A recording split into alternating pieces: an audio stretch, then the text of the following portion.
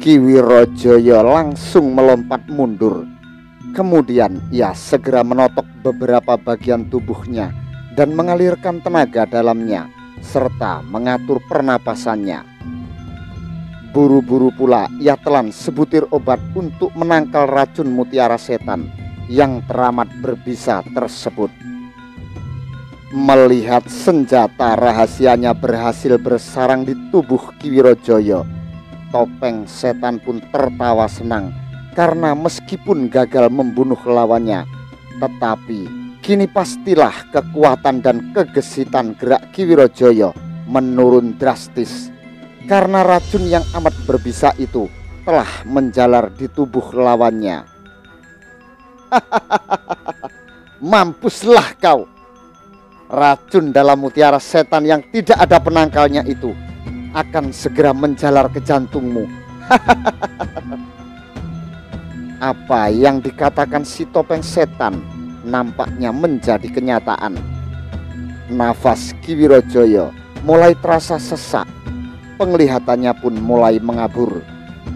Namun pantang bagi kesatria Selo ini untuk menyerah begitu saja.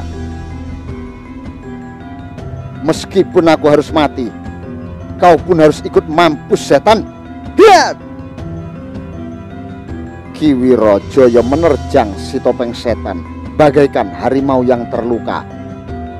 Ternyata serangan-serangan Ki Wirojaya masih tetap sebat, sehingga membuat si topeng setan kewalahan juga. Hingga pada satu kesempatan, satu tusukan maut mengarah ke jantungnya yang amat sulit ia hindari. Maka terpaksa ia pentangkan celuritnya untuk menangkis keris Kiai Blara. Terang! Bunga api memercik terang ketika dua senjata pusaka tersebut berbenturan. Sebenarnya celurit hitam di tangan topeng setan bukan celurit sembarangan. Namun ternyata celurit itu harus patah menjadi dua karena tak sanggup meladeni kesaktian keris Ki Wirojaya. Dalam sepersekian detik, topeng setan terkesima oleh kehebatan keris lawannya. Akibatnya, gerakannya menjadi sedikit lambat. Ia memang berhasil menghindari serangan susulan keris lawannya. Namun dua tendangan beruntun berhasil bersarang telak di pelipis dan perutnya. Topeng setan segera melompat jauh ke belakang sambil mengumpat sumpah serapah dalam hatinya. Setan, keris itu harus menjadi milikku. Begitu kakinya mendarat, ia langsung memasang kuda-kuda untuk mengeluarkan ajian pamungkasnya, yakni ajian Rajah Penyangga Langit. Dari sekujur tubuhnya mengepul kabut embun putih yang teramat dingin. Kedua tangannya dari siku sampai ujung-ujung kukunya nampak menjadi biru gelap.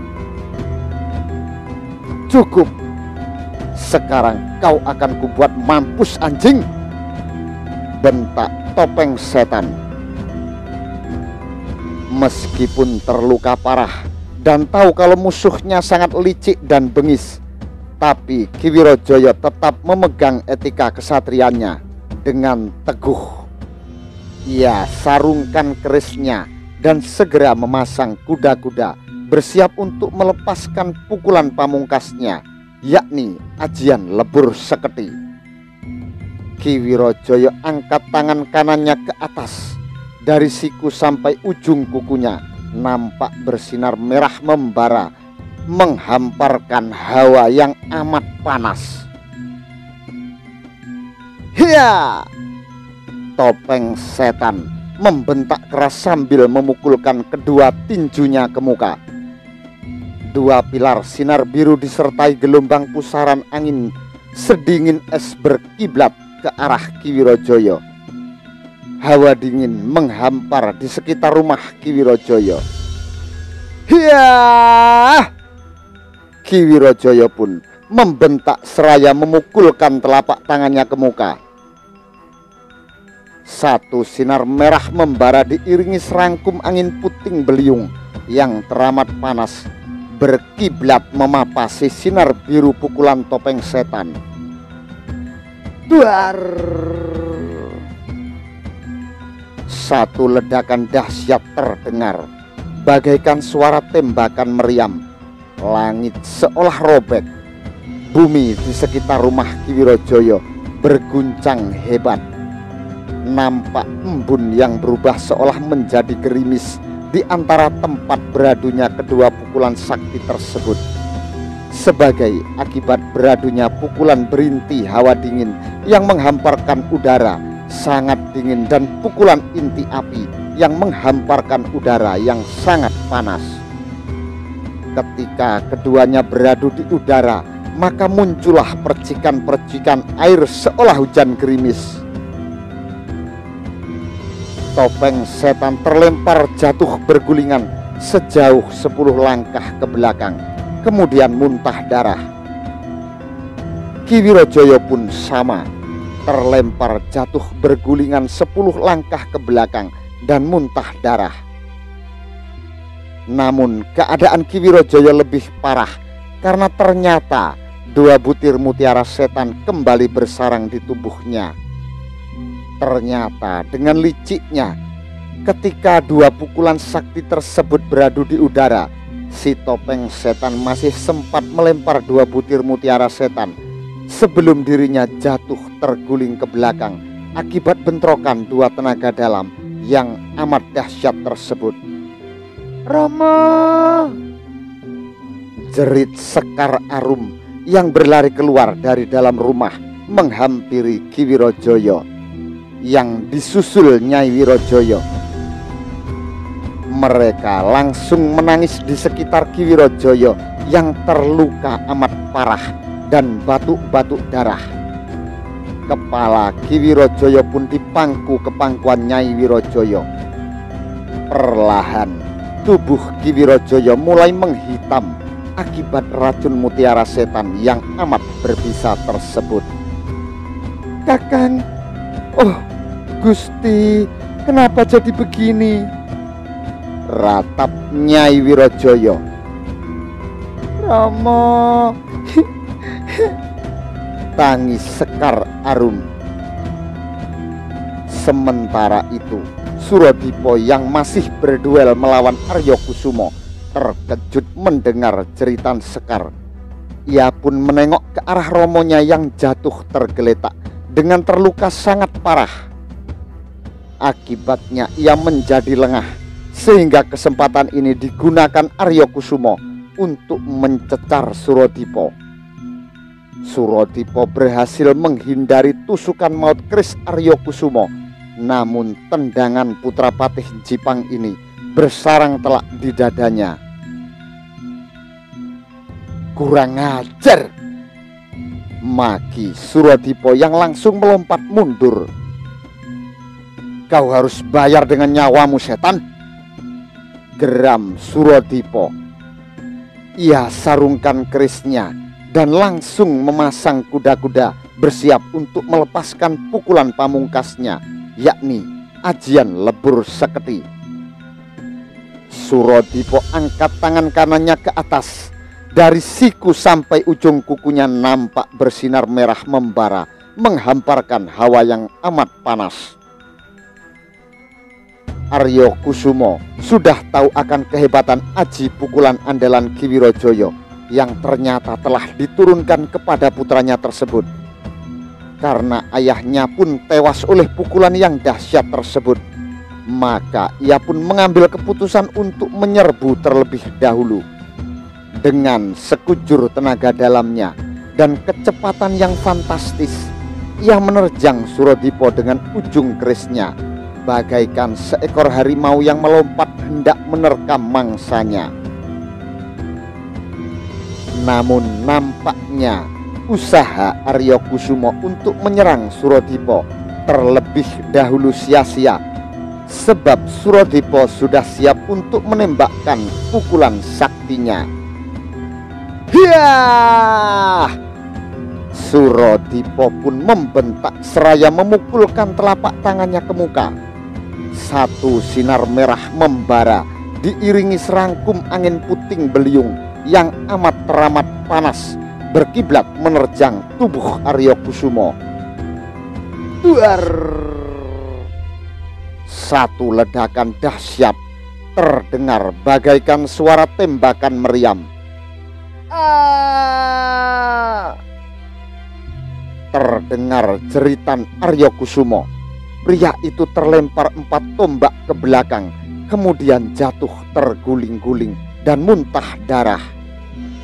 Dadanya yang terkena pukulan Suradipa ambrol dan hangus. Arya Kusumo mengerang sebentar untuk kemudian terkulai dan tak berkutik lagi untuk selama-lamanya. Si topeng setan menoleh melihat Arya Kusumo yang sudah tewas oleh Suradipa sambil berkacak pinggang.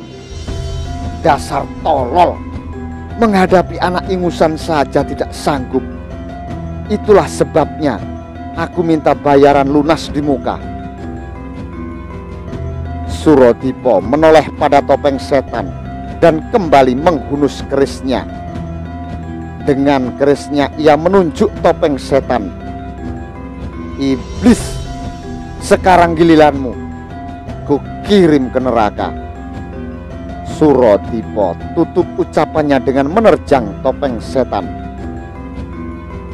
Hati-hati Suradipa, dia sangat sakti dan licik. Peringat Ki Wirojaya dengan seluruh sisa tenaganya ketika melihat Suradipa nekat menerjang topeng setan tanpa perhitungan karena dibakar api dendam. Memang benar apa yang dikatakan Ki Wirojaya. Kesaktian si topeng setan jauh di atas Suradipa. Putra sulung Ki Wirojaya ini pun menyadari kehebatan lawannya yang berbeda jauh di atas Arya Kusumo. Beberapa pukulan dan tendangan yang bersarang telak di tubuhnya menjadi bukti kehebatan si topeng setan, meskipun iblis ini hanya bertangan kosong. Tetapi Suradipa sudah terlanjur gelap mata karena dendam yang menyelimuti hatinya. Di lain pihak, akhirnya si topeng setan mangkal juga hatinya. Melihat lawannya yang nekat menyerang membabi buta ibarat tidak mengetahui tingginya gunung Sindoro tersebut. Sampai pada suatu kesempatan, keris Suradipa mampu membelah topeng berwajah setan yang menutupi wajah si topeng setan. Maka nampaklah wajah asli si topeng setan yang wajah aslinya tak kalah mengerikan dengan topengnya. Murkalah pria paruh baya ini. Mampus kau, bentak topeng setan sambil melemparkan 3 buah mutiara setan ke arah Suradipa. Suradipa melompat berjumpalitan menghindari serangan maut senjata rahasia tersebut. Dia berhasil menghindari 2 mutiara setan, namun yang satu berhasil bersarang di bahu kirinya. Sebentar lagi kau akan mampus karena racun mutiara itu tidak ada penawarnya di jagat ini. Tawa topeng setan. Aku tidak keberatan mati asalkan kau mampus di tanganku. Gerendeng Suradipa. Ia sarungkan kerisnya dan segera memasang kuda-kuda bersiap untuk melepaskan pukulan aji pamungkasnya, yakni ajian lebur saketi. Suradipa angkat tangan kanannya ke atas. Dari siku sampai ujung kukunya nampak bersinar merah membara, menghamparkan hawa yang amat panas. Pria berwajah menyeramkan karena mempunyai luka bekas sabetan pedang di mata kanannya ini menggerendeng marah. Ia melompat berjumpalitan menghindari pukulan Suradipa. Blar! Sebatang pohon di belakang si topeng setan hancur terbakar oleh pukulan Suradipa. Cukup, sekarang giliranku bangsat, maki si topeng setan. Begitu kakinya mendarat, ia langsung memasang kuda-kuda untuk mengeluarkan ajian pamungkasnya, yakni ajian Rajah Penyangga Langit. Dari sekujur tubuhnya mengepul kabut embun putih yang teramat dingin. Kedua tangannya dari siku sampai ujung-ujung kukunya nampak menjadi biru gelap. Hiya! Topeng Setan membentak keras sambil memukulkan kedua tinjunya ke muka. Dua pilar sinar biru disertai gelombang pusaran angin sedingin es berkiblat ke arah Suradipo. Hawa dingin menghampar di sekitar rumah Ki Wirojoyo. Suradipo pun kembali menembakkan aji pukulan lebur sakti miliknya ke muka. Blar! Kembali suara dentuman dahsyat menggelegar menggetarkan area rumah Ki Wirojoyo. Si Topeng Setan hanya terpapah beberapa langkah ke belakang, sedangkan tubuh Suradipo terpelanting ke belakang beberapa tombak. 3 tulang iganya remuk, dari hidung, mulut, dan telinganya mengucur darah hitam beku. Sekujur tubuhnya membiru. Suradipo mengeluh dengan tubuh menggigil untuk kemudian tidak berkutik lagi. Pemuda ini tak mampu lagi menggerakkan seluruh anggota tubuhnya. Nafasnya pun amat sesak. Hanya kedua bola matanya lah yang masih ia mampu buka untuk melihat apa yang akan terjadi selanjutnya. Itu pun dengan keadaan setengah sadar. Suradipo! Jerit Nyai Wirojoyo dengan histeris menyaksikan apa yang terjadi pada anaknya. Kakang Suradipo! Jerit Sekar Arum. Sementara Topeng Setan sedang mengatur nafas dan tenaga dalamnya, karena ia pun terluka dalam lumayan parah akibat bentrokan tenaga dalam dengan Ki Wirojoyo dan Suradipo tadi. Seluruh warga desa Banyu Urip pun datang berbondong-bondong ke rumah Ki Wirojoyo karena keributan besar di sana dengan dipimpin Ki Demang. Apa yang terjadi? Siapa kalian? Bentak Ki Demang sembari mengacungkan kerisnya.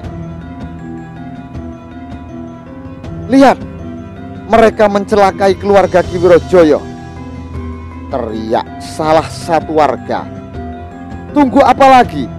Usir mereka dari sini, pekik warga lainnya. Bakul nasi, goblok kalian semua. Kenapa diam saja? Bunuh mereka semua. Komando Topeng Setan yang jengkel karena anak buahnya tidak langsung bertindak. Begitu mendapat perintah dari Topeng Setan, bergeraklah seluruh anggota kelompok kelelawar hitam. Warga desa pun langsung mengeroyok 9 orang jahat tersebut. Akan tetapi tentu saja ini pertempuran yang tak seimbang, karena 9 orang anak buah Topeng Setan semuanya berilmu amat tinggi. Terjadilah pembantaian hampir sebagian warga desa di sana. Bumi desa Banyu Urip pun memerah, lembab oleh pembantaian tak berperi kemanusiaan oleh kelompok penjahat tersebut.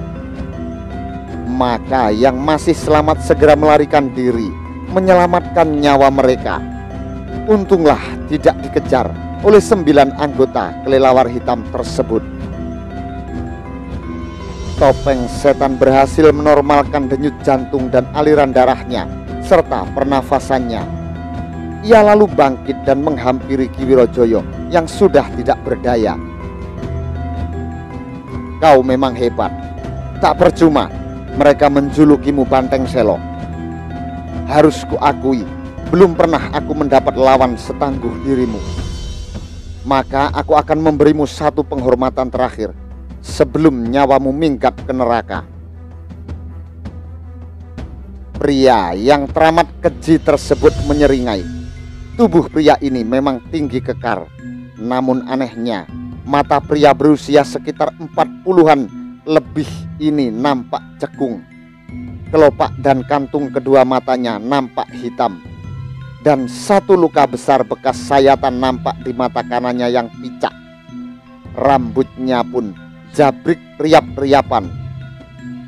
Agar kau bisa menjawab siapa yang membunuhmu pada malaikat penjaga pintu neraka, aku akan perkenankan namaku. Namaku Rono Tikusilo, si hantu kelelawar hitam. Aku akan memberimu 1 cindramata untuk bekalmu ke akhirat. Tandas pria yang ternyata bernama Rono Tikusilo ini yang lalu berjongkok menyimpan sebuah seruling bambu di sebelah Ki Wirojoyo, kemudian mengambil keris Kiai Blarak milik Ki Wirojoyo beserta warangkannya. Kenapa kau membunuh suami dan anakku? Punya salah apa kami kepadamu sehingga kamu melakukan perbuatan sekejam ini? Jerit Nyai Wirojoyo dengan histeris. Manusia berwajah setan yang wajah aslinya tak kalah mengerikannya dengan topeng yang dikenakan malah menelan ludahnya melihat kecantikan dan kemolekan istri Ki Wirojoyo yang berkulit hitam manis tersebut.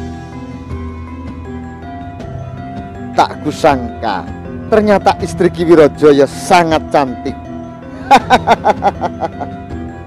Kemudian ia menatap Ki Wirojoyo yang nafasnya tinggal 1-2, namun matanya masih menatap tajam, penuh dendam pada Ki Rono Tikusilo. Maaf, aku tak bisa mengatakan alasanku membunuhmu, karena kau tentu sudah tahu alasannya. Biarlah roh penasaranmu bertemu dengan Aryo Kusumo dan mengobrol di neraka sana. Sekonyong-konyong Nyai Wirojoyo menjerit histeris. Ia langsung mencabut tusuk kondenya dan menerjang batang leher Ki Rono. Tentu saja ini perbuatan yang sia-sia. Ki Rono menangkap tangan Nyai Wirojoyo dan menamparnya hingga perempuan cantik ini jatuh ke tanah dengan keras. Bibirnya pecah dan berdarah. Tak usah melawan, sebaiknya kau menyerah dan jadi istriku saja. Nyai Wirojoyo bergidik ngeri ketika melihat tatapan mata kiri Ki Rono yang memancarkan birahi teramat buas untuk menyetubuhinya. Ia mengesot perlahan ke belakang, sementara Ki Rono terus mendekatinya dengan langkah perlahan. Pada detik-detik krisis tersebut, tiba-tiba sebatang anak panah melesat secepat kilat mengarah punggung Ki Rono. Karena pikirannya terpusat pada Nyai Wirojoyo dan benaknya dipenuhi oleh nafsu bejat serta pikiran-pikiran mesum, Ki Rono terlambat menghindari anak panah yang membokongnya tersebut. Trep! Anak panah itu berhasil menancap di bahu belakang Ki Rono. Dengan menggeram penuh amarah, Ki Rono berbalik sambil mencabut anak panah yang mencacap di bahu belakangnya. Dilihatnya seorang anak perempuan kecil sedang membidikkan busur panahnya kepada Ki Rono. Ternyata itu adalah panah Sekar Arum, anak gadis yang pandai memanah, karena ia telah diajari ilmu memanah oleh ayahnya ini. Menatap Ki Rono dengan tatapan penuh dendam sembari merentangkan busur panahnya. Setan alas, bocah sialan, maki Ki Rono. Shh. 3 anak panah sekaligus dilepaskan Sekar Arum melesat mengarah badan Ki Rono. Dengan penuh kemarahan, Ki Rono dorongkan tangan kanannya ke muka. Serangkum topan prahara dahsyat menggebu memapasi anak panah Sekar Arum. Tiga anak panah Sekar Arum bertebangan, bak daun-daun kering tertiup angin. Malah angin pukulan Kirono terus menggebu, menghantam tubuh Sekar. Anak gadis ini menjerit hebat ketika tubuhnya terlempar jauh ke belakang, lalu membentur sebatang pohon, kemudian jatuh terguling-guling dan muntah darah. Kemudian gadis kecil yang berparas manis dan ayu ini pun nampak tak berkutik lagi. Iblis jahanam, kembalikan anakku, kembalikan anakku! Jerit histeris Nyai Wirojoyo ketika melihat Sekar Arum tewas. Ia mengambil sebuah sapu dan memukuli Kirono. Kirono malah tertawa tergelak mendapati amukan putus asa wanita ini. Lalu kembali tangan kirinya menotok wanita ini hingga ia tidak bisa bergerak. Diamlah manis, sebentar lagi kau akan menikmati surga dunia. Kirono kemudian menatap jasad Sekar Arum, lalu menghela nafas berat. Aku terlalu terbawa nafsu. Padahal bocah itu cantik juga seperti biungnya. Harusnya jangan kubunuh. Harusnya aku jadikan dia pelayanku. Terlambat. Kirono kemudian menoleh dan membebaskan totokan Nyai Wirojoyo. Namun apa yang terjadi di luar dugaan Kirono. Wanita langsung berlari kemudian memungut anak panah Sekar Arum yang tadi dihempaskan Kirono. Kemudian apa yang terjadi selanjutnya tak bisa dicegah oleh Kirono. Pria ini keluarkan seruan tertahan ketika melihat Nyai Wirojoyo menusukkan anak panah yang digenggamnya ke batang lehernya. Tewaslah Nyai Wirojoyo dengan cara bunuh diri yang sangat mengerikan. Anjing, kadas kurap, setan, maki Kirono ketika melihat Nyai Wirojoyo sakaratul maut dengan leher berlubang yang terus memancurkan darah, hingga akhirnya tubuh wanita cantik berkulit hitam manis ini tak berkutik lagi. Hei, bakar rumah ini, ratakan dengan tanah. Perintahnya pada seluruh anak buahnya. Sementara itu, di mulut desa, seorang pria tua berjubah biru tua terkejut melihat api berkobar-kobar di desa Banyu Urip. Ya Allah, aku terlambat, keluhnya dalam hati. Kemudian dengan ilmu meringankan tubuhnya yang luar biasa, si orang tua itu melesat masuk ke dalam desa bagaikan burung walet. Di rumah Ki Wirojoyo, ia menghentikan kakinya, kemudian menatap lekat-lekat pada mayat-mayat yang tergeletak di rumah yang terbakar si jago merah itu. Ronotikusilo biadab, benar-benar manusia jelmaan iblis, geramnya. Tiba-tiba matanya membentur sesuatu. Ternyata mata tuanya masih sangat tajam. Ia melihat sosok seseorang pemuda yang sekujur tubuhnya telah membiru, tapi tubuhnya masih bergerak-gerak. Pemuda itu masih hidup. Ia pun langsung menyambar tubuh pemuda itu. Kemudian tubuhnya berjumpalitan melayang keluar dari rumah yang hampir rata dengan tanah itu karena diterjang si jago merah. Bukankah ini putra sulung Ki Wirojoyo? Dia masih hidup meskipun terluka cukup parah.